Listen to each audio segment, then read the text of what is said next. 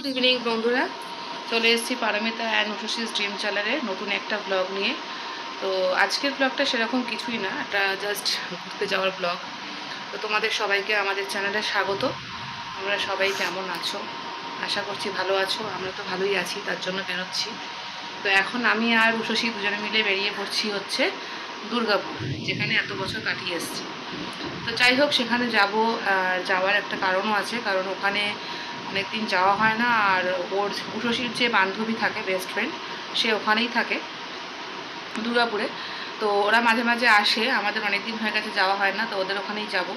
আর তার সাথে আমার এক বান্ধবী আছে যারা আমাদের সাথে দুর্গাপুরে ছিল। তো সেই বান্ধবী হঠাৎ অসুস্থ হয়ে পড়ায়, তাকে হসপিটালাইজ করতে হয়।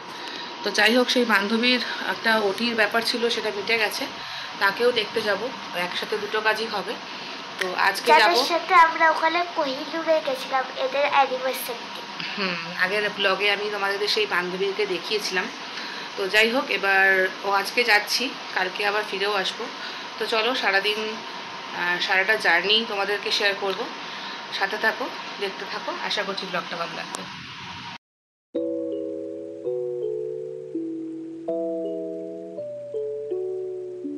তো বন্ধুরা দেখো, চলে এসেছি আমাদের ব্যারাকপুর স্টেশনে। বিকেলবেলায় আমাদের এখান থেকে 5:40-এর ট্রেন আছে, Asansol intercity local, sorry express. তো আমরা ওই ট্রেনটার জন্যই ওয়েট করছি। আর দেখো ওয়েদারের অবস্থা, মানে কি বলবো, রাস্তায় আসতে গিয়ে প্রায় অর্ধেক ভিজেই গেছি, ঝমঝমিয়ে বৃষ্টি, মেয়েও প্রায় অর্ধেক ভিজে গেছে। তো এই দেখো, এখানে দাঁড়িয়ে স্টেশনে ওয়েট করছি ট্রেনের জন্য।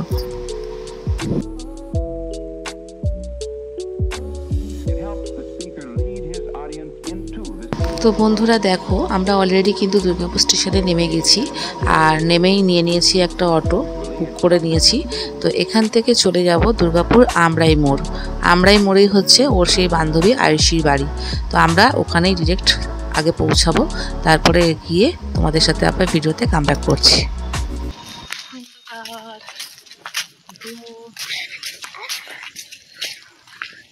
আমরা নেমে গেছি, আমরাইতে নেমে যাচ্ছি ওর বন্ধুর বাড়িতে। চলো, সাথে থাকো। ভাই বোনকে নিয়ে আবার কি সিক্রেট, এটা দেখতে দে। তো দুজনকে আয়ুষীকে দেখাই। এ কি, এ দেখবো না তো, আমি তো খালি ভিডিও করছি, আমি তো ভিডিও করছি।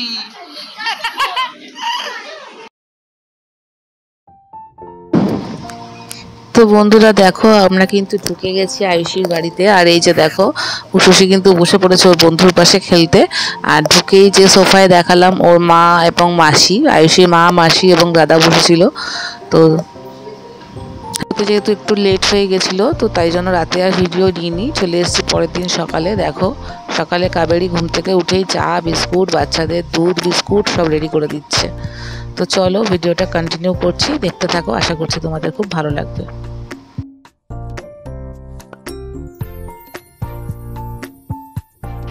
গুড মর্নিং বন্ধুরা, চলে এসেছি পরের দিন সকালবেলায়, বসে পড়েছি চায়ের টেবিলে বন্ধুর বাড়িতে।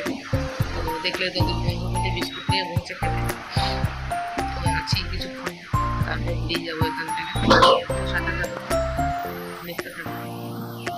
বন্ধুরা বেরিয়ে পড়েছি সকালবেলায় আমাদের আরেক বন্ধুর বাড়ি যাওয়ার জন্য, যাদের সাথে আমরা দুর্গাপুরে এত বছর কাটিয়েছি। তো সেই বান্ধবী অসুস্থ বলেছিলাম, তো ওকে ওর বাড়িতেই যাচ্ছি দেখতে। মেয়ে যেতে চাইলো না, বন্ধুর বাড়ি থাকবে আর কিছুক্ষণ।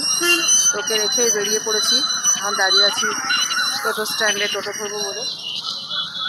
তো গিয়ে ওখানে কিছুটা সময় কাটাবো, তারপর আবার এসে মেয়েকে নিয়ে বাড়ির দিকে রওনা দেবো। তো সাথে থাকো, আশা করছি তোমাদের ভিডিওটা ভালো লাগবে।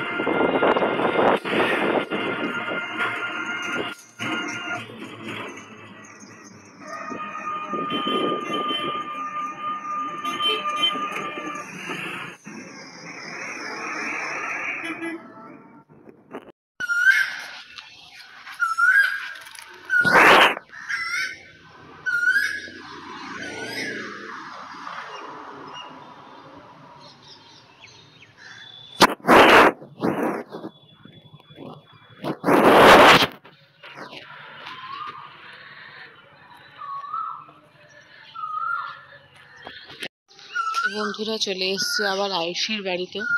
মেয়েকে এখান থেকে কালেক্ট করব, করে ডিরেক্ট দুর্গাপুর স্টেশন যাব। ওখান থেকে ট্রেন ধরে বাড়ির দিকে রওনা দেবো। তো চলো সাথে থাকো, দেখতে থাকো। আশা করছি ভিডিওটা ভালো লাগবে তোমাদের, আর ভালো লাগলে একটা লাইক কমেন্ট শেয়ার করে দিও।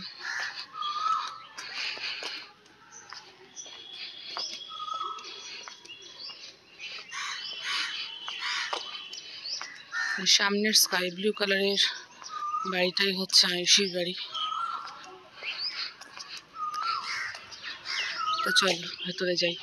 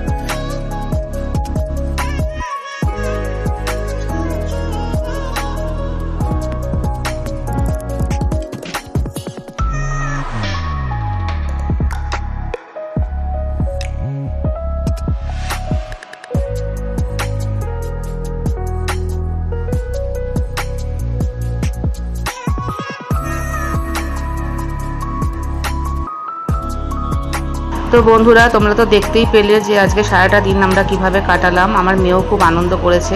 তো আয়ুষীর বাড়ি থেকে দেখো ওকে নিয়ে একটা অটো ধরে রওনা দিয়ে দিয়েছি স্টেশনের দিকে। এবার চলে যাব সোজা ব্যারাকপুরের ট্রেনের উদ্দেশ্যে। তো চলো যাওয়া যাক।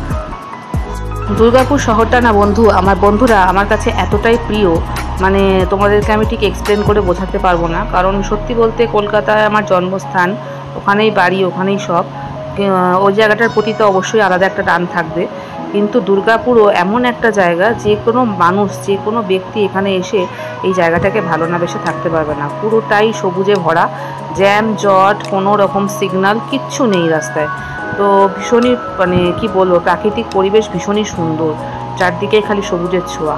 তো যতই যাই হোক, দুর্গাপুর ছেড়ে এসে মনটা একটু খারাপই হয়ে গেছে, খুব মিস করি দুর্গাপুরকে। তো চলো কথা বলতে বলতে দেখো স্টেশনের কাছাকাছি আমরা এসে গেছি।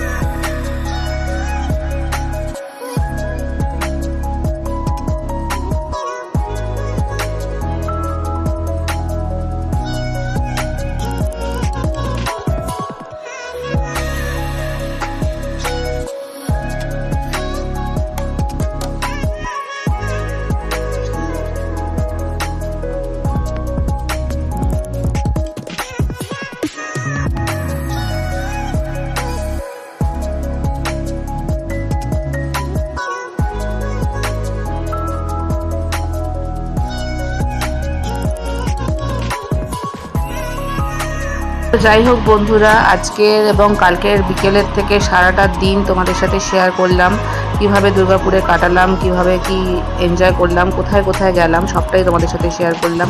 যদি তোমাদের আমার এই ভিডিওটা ভালো লেগে থাকে অবশ্যই একটা লাইক আর একটা শেয়ার করে দিও, আর আমাকে অবশ্যই কমেন্টে জানিও যে তোমাদের ভিডিওটা কেমন লাগলো। তোমরা যদি আমাকে লাইক শেয়ার করো তবেই কিন্তু আমি উৎসাহ পাবো তোমাদের জন্য আরও নতুন নতুন ভিডিও আমার চ্যানেলে নিয়ে আসার জন্য। তো যাই হোক, সবাই আমার সাথে থেকো, পাশে থেকো, আমাকে সাপোর্ট করো, আমার চ্যানেলটা সাবস্ক্রাইব করে আমাকে সাপোর্ট করো। তো এখানেই আমার আজকের ব্লগটা শেষ করছি, আর বাড়াচ্ছি না, চলে আসবো আবার নতুন কোনো ব্লগ নিয়ে তোমাদের সামনে। ততক্ষণ অবধি টাটা।